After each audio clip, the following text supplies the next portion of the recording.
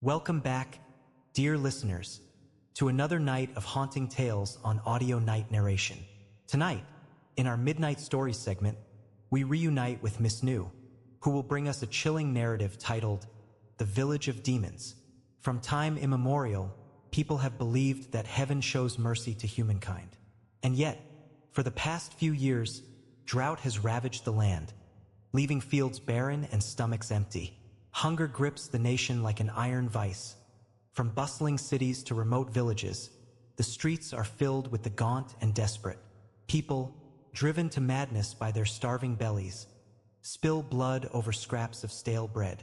The hunger gnaws at their humanity, reducing them to creatures ruled by primal survival. Fathers sell their children, husbands barter their wives, all for the chance to survive another day. In this world where the line between man and beast blurs, the fragile fabric of society unravels thread by thread. But amidst this desolation, there exists a place untouched by misery, a village hidden deep within the heart of the Ba Thatch Mountains, where life flows as if untouched by the world's suffering. Ba Thatch Village is an enigma, a secluded paradise where the air hums with quiet contentment. As the lunar calendar inches toward the new year, the village bursts to life. Smoke curls from hearths, the aroma of festive feasts filling the air. Red couplets adorn doorways, and the streets echo with the clamor of joyous preparations. Unlike the rest of the world, Ba Thatch prospers.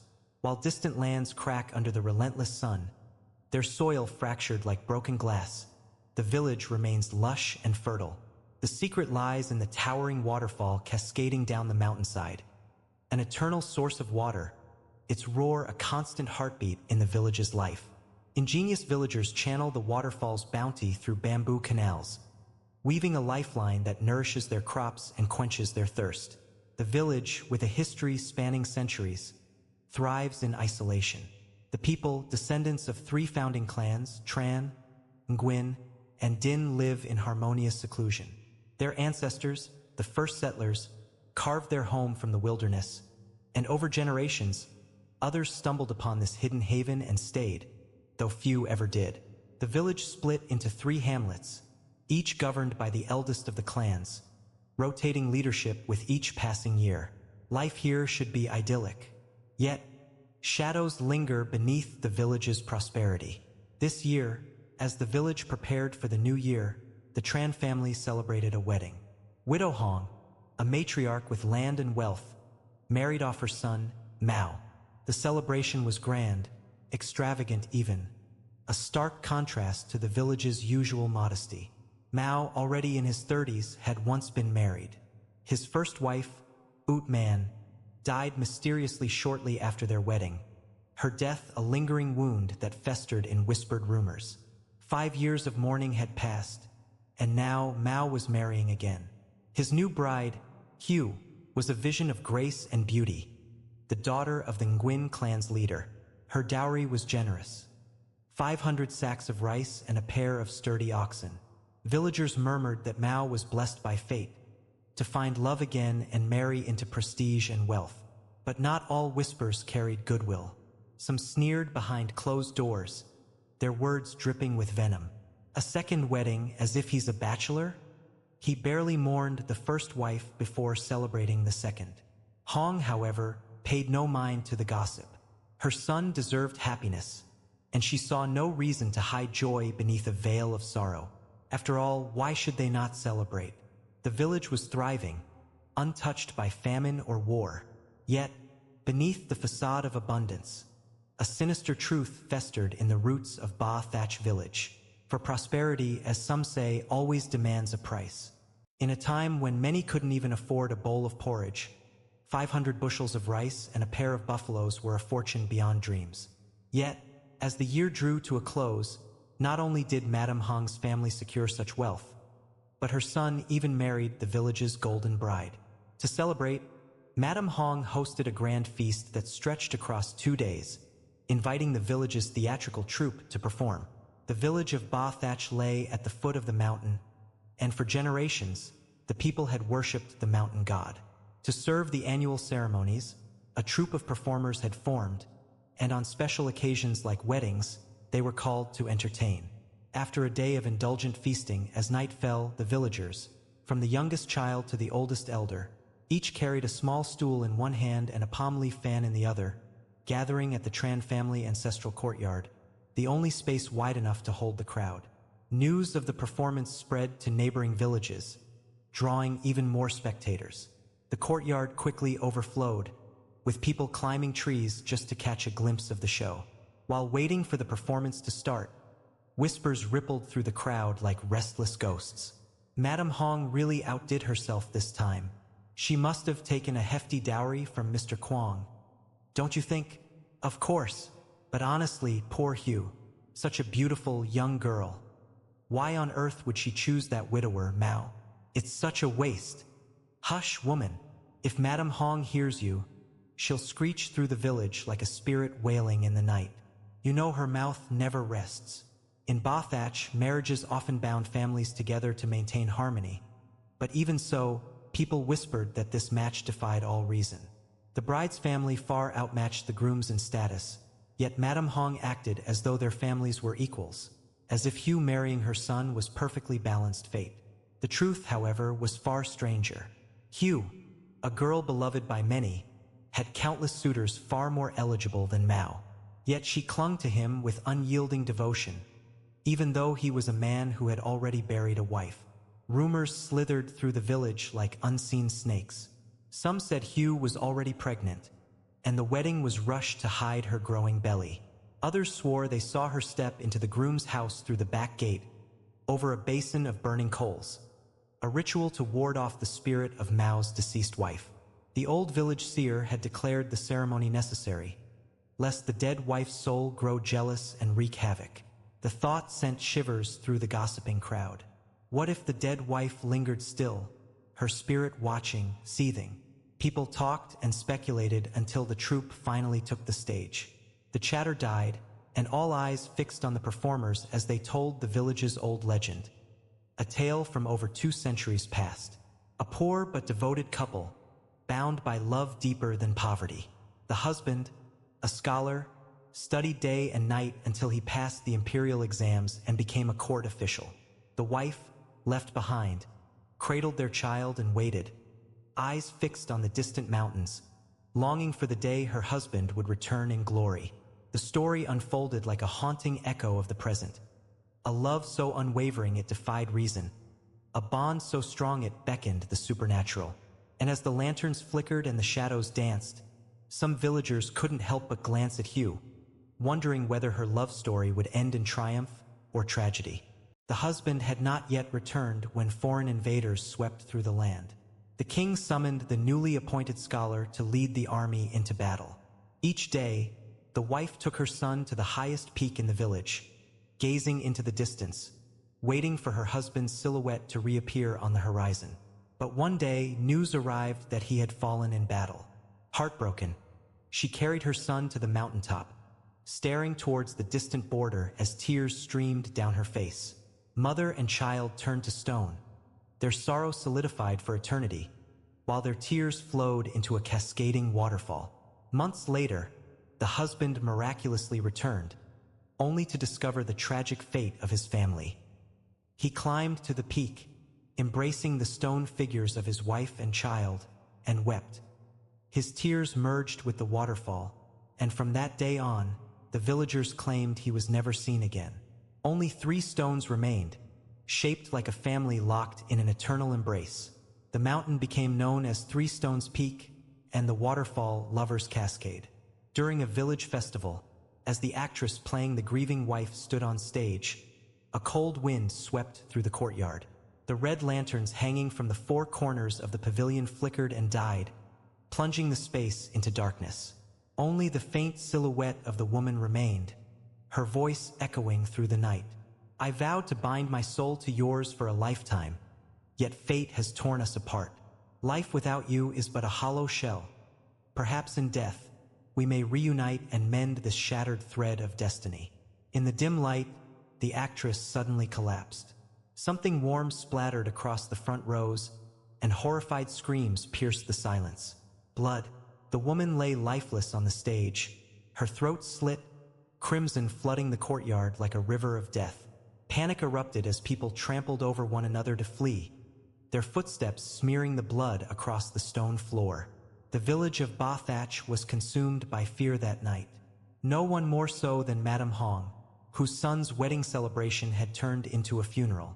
Worse still, the deceased was Lean, a widow from the neighboring village, whose husband had died from a snakebite while gathering wood on the mountain. Cast out by her in-laws for bearing no children, Lean had returned to her mother's home and joined the village theater troupe to survive.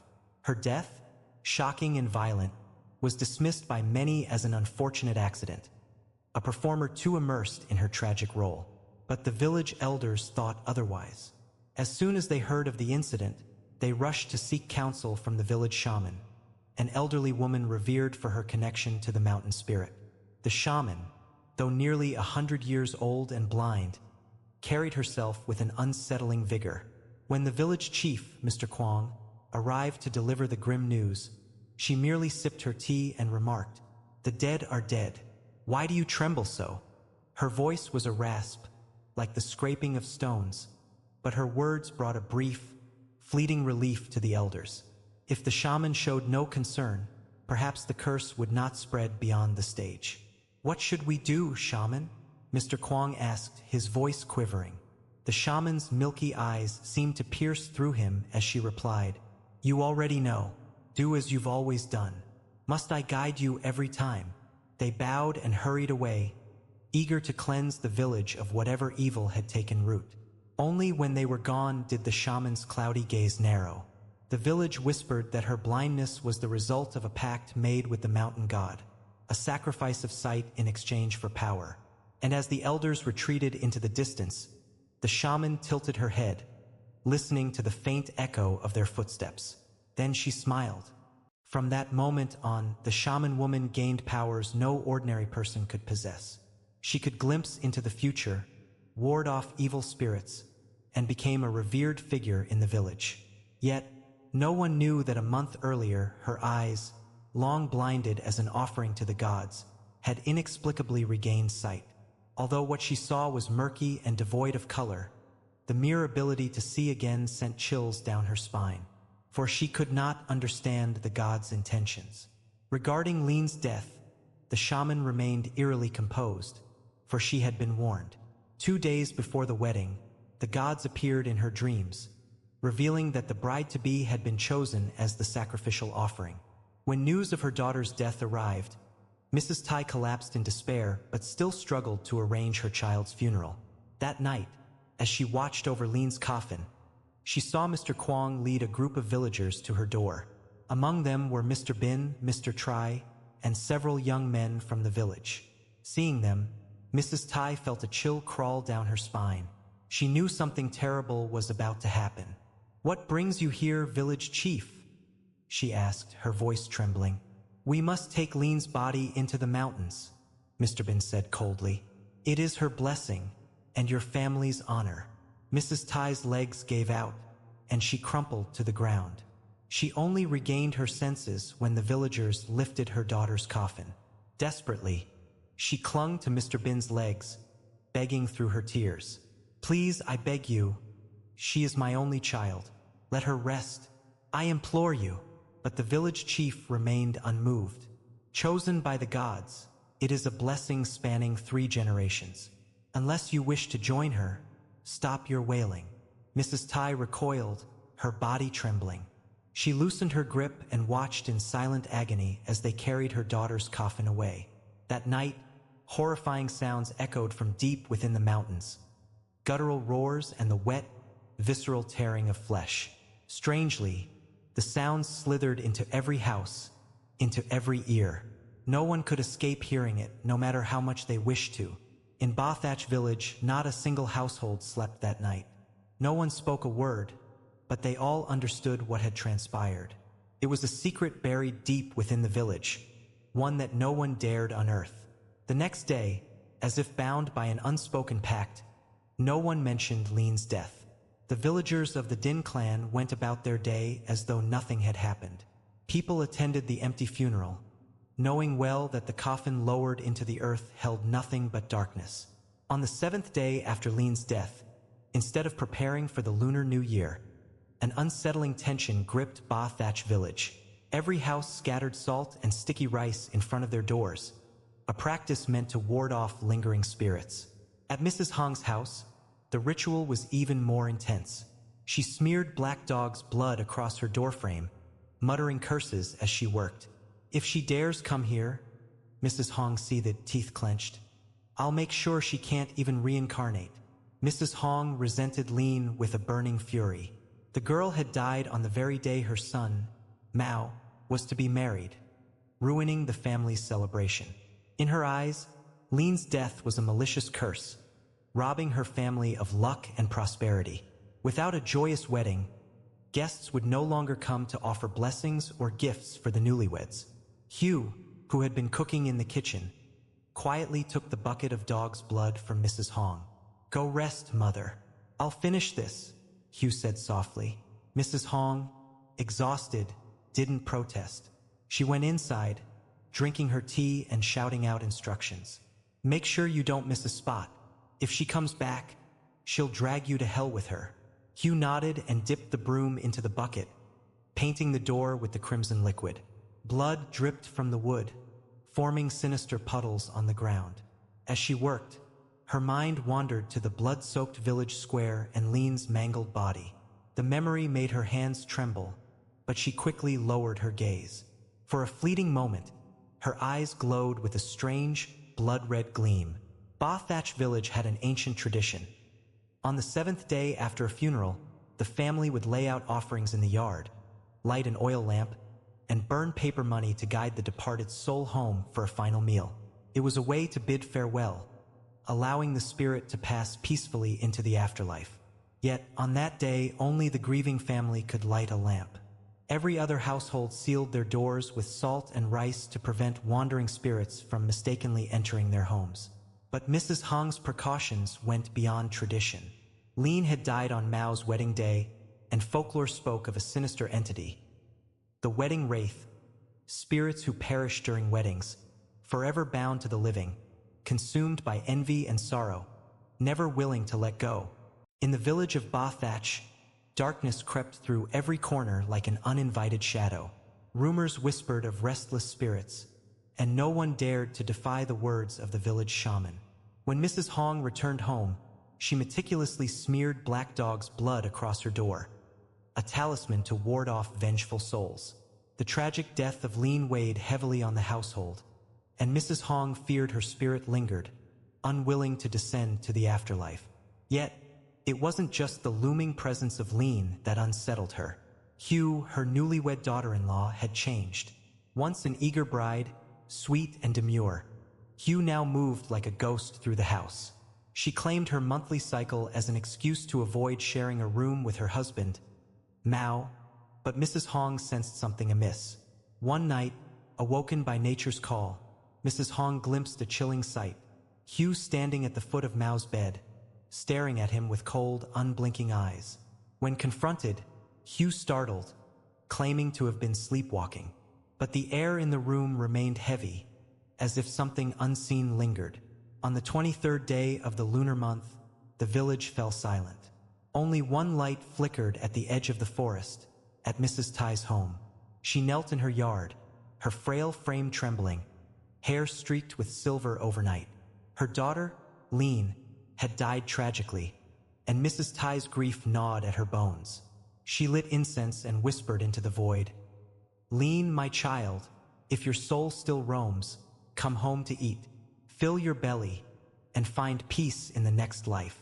Rain began to fall, slow and relentless, the droplets staining the ground crimson. The incense flame sputtered, extinguished by the unnatural storm.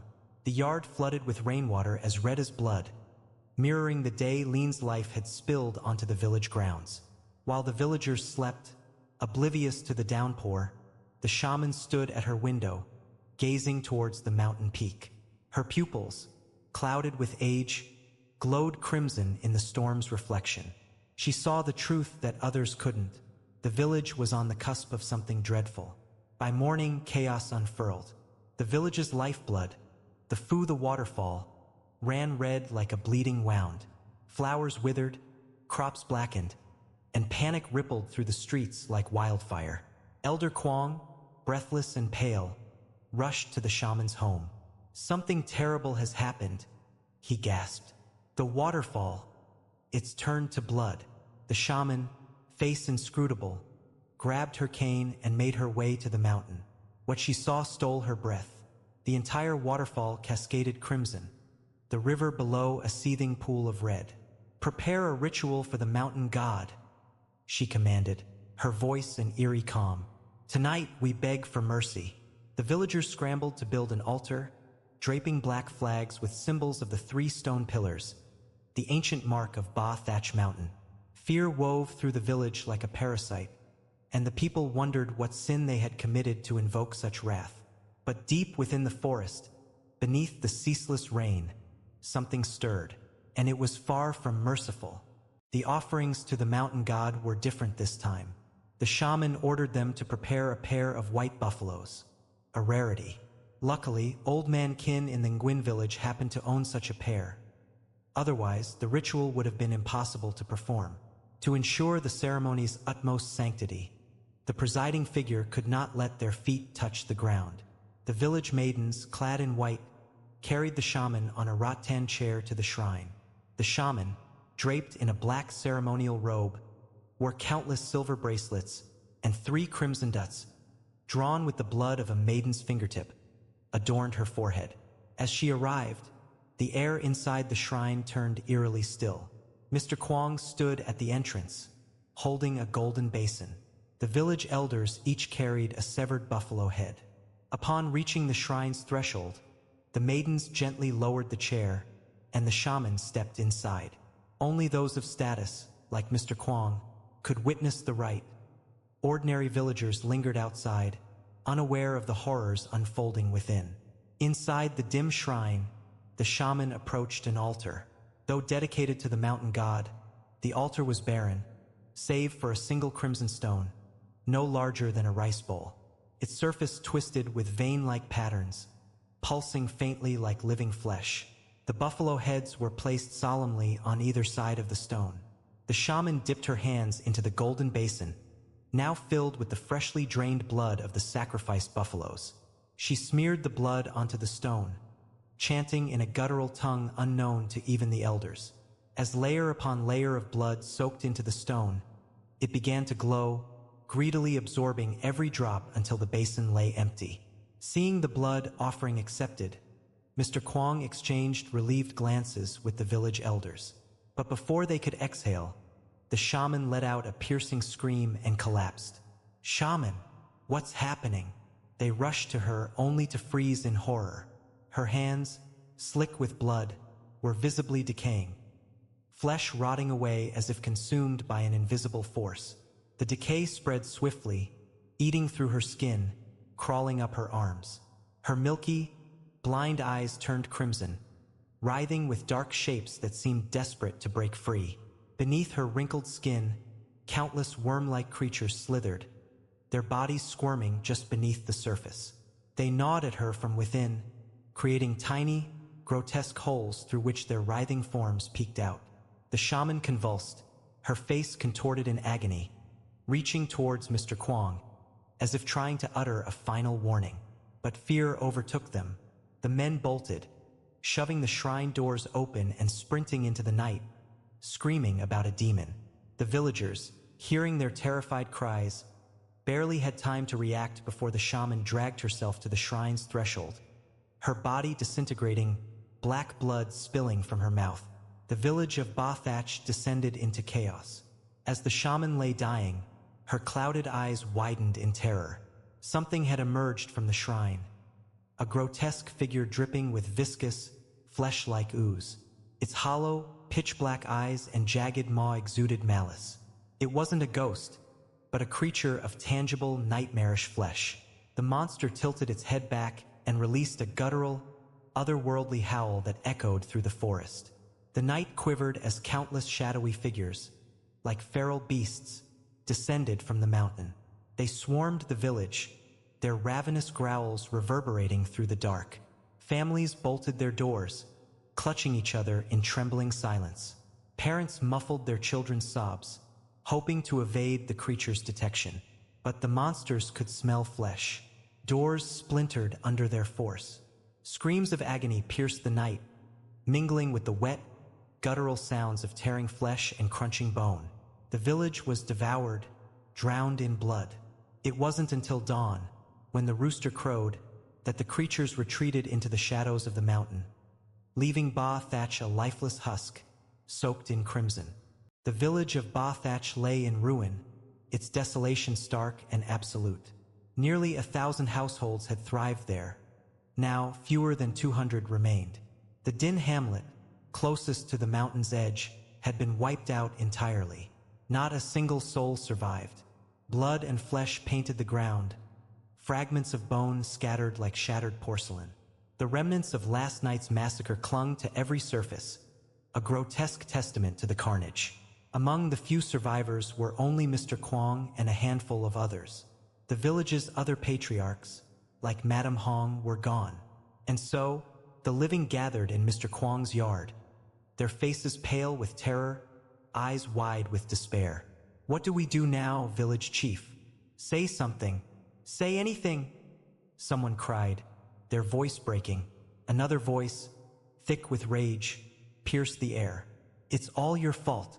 If you hadn't worshipped that thing, this never would have happened. That's right. Give me back my wife. Bring my child back." Grief twisted into fury as people surged toward Mr. Kwong, tearing at his clothes, his hair, as if hurting him would ease their agony. But something snapped inside him. Eyes blazing, he seized a hoe from the ground, swinging it wildly. "Curse you all," he roared. "For years you ate and slept in peace while feeding on the blood of that creature. And now that it comes to collect its debt, you blame me? You think it will spare you? This is your retribution, the price of your greed. None of us will escape. None of us deserve to." His words hit like knives, slicing through their collective denial. The villagers fell silent, because Kwong was right. Not a single one of them was innocent. They had known, deep down they had always known, that what they worshipped wasn't divine. It was monstrous. Kwong himself had narrowly escaped death the night before, only because Madame Tam had thrown herself at the beast, dragging it outside as he bolted the doors. Her remains still lingered on the ground, trampled and forgotten. The trauma of that night unraveled Kwong's mind. He staggered, laughing and muttering to himself. "Retribution? It's all retribution. They'll come back. They'll kill us all, every last one of us." Hugh, his daughter, watched her father descend into madness without a flicker of emotion. She stood quietly in the crowd, unmoved. Even when the people dispersed, leaving Kwong to his hysteria, she walked away without glancing back. Madame Hong exchanged a wary look with her daughter, Mao. "Something's wrong with that girl," Hong whispered. "That's her father. How can she be so cold?" Everyone in Ba Thatch knew how fiercely Kwong had loved his daughter. He had indulged her every whim, even consenting to her marriage to Mao and bestowing her with a generous dowry. Yet now, Hugh regarded him as if he were nothing, a stranger, or worse, a ghost. The village decayed in the aftermath. Corpses lay abandoned, rotting under the sun, because no one dared to bury them. Fear clutched their throats like an iron hand. Yet, amidst the dread, greed festered. Madame Hong and Mao prowled through the ruins like scavengers. They rifled through homes, heedless of the decaying bodies inside, stuffing their bags with gold, food, and anything of value. "Mother, isn't this wrong? What if someone catches us?" Mao's voice trembled. "Fool," Hong spat, her eyes gleaming. "If we don't take it, someone else will. The others are still in shock, but trust me, soon, they'll come crawling out, ready to loot what's left." She was right. By dusk, more villagers emerged, their grief dulled by the glint of treasure. They plundered the dead without shame, as if wealth could shield them from the darkness. That night, in their home, Hong sat cross-legged, her fingers caressing the stolen gold. She counted each coin with reverence, her mouth stretched into a twisted grin. From the shadows, Hugh watched, her eyes glacial. Stealing from the dead? Her voice, sharp as a blade, made Hong flinch. Aren't you afraid they'll come back for you? Hong whipped around, ready to lash out, but the words died in her throat. Her hands went numb.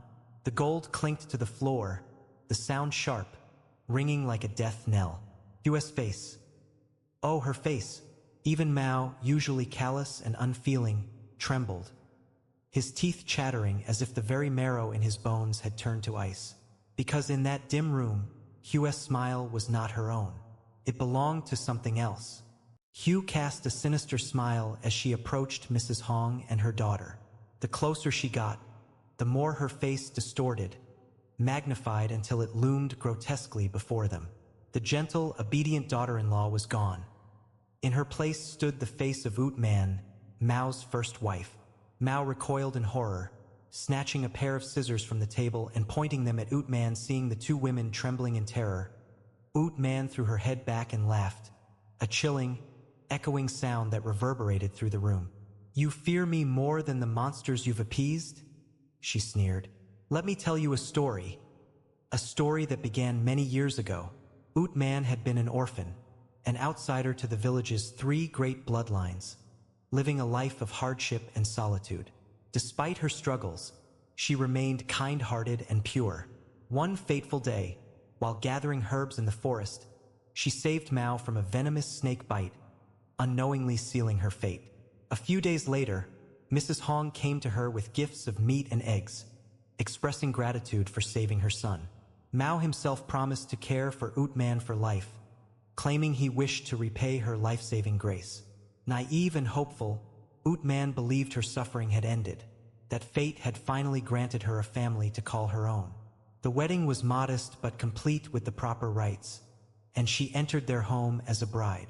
But on the wedding night, Ut Man discovered the bitter truth. There was no gratitude, no love, only deceit. She was never a wife but a sacrifice. The village had been living under a prophecy foretold by the village shaman. A great calamity would descend upon them, an endless drought that would turn the fields to dust and claim every life. Yet the shaman proclaimed a path to salvation. The mountain spirit, in its twisted mercy, had demanded a blood offering. A girl born in the purest shadow of Een, born on a Een hour, on a Een day, in a Een month of a Een year. Ut Man was that girl. But the mountain spirit's decree was clear. The sacrifice must come from one of the three great village bloodlines. Ut Man, a rootless orphan, did not qualify, so they crafted a plan. If Mao married her, she would belong to the Tran family, and then she could be offered. That night, they bound Ut Man and carried her deep into the forest, leaving her at the base of Lover's Falls, the place of offering.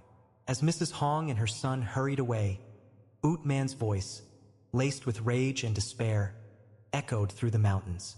I will return, and I will make you all pay. Her screams faded into the night, replaced by a wet, sickening sound, as if something unseen and monstrous was feasting. From that day on, the village carried on in twisted silence. They never spoke of what happened, yet they all knew the truth. The thing they worshipped wasn't a god. It was a demon. The shaman herself had once been a grieving widow, her husband lost to an accident near Lover's Falls. His corpse had surfaced, clutching a strange, jagged stone. That night, the shaman dreamed of a voice calling itself the mountain spirit. It promised her divine power, the ability to see the future and ward off evil, in exchange for her servitude. She offered her sight, carving out her own eyes as a tribute, never realizing the truth. The spirit was no guardian. It was a parasite. It had no form of its own, only lingering as a bitter wisp of malice, feeding off the village's worship. Incense, offerings, prayers, each was a thread weaving its spectral body, but it craved more, and so it twisted the shaman's visions, demanding live sacrifices. Year after year, young girls were stolen away, those born under even the faintest trace of Een.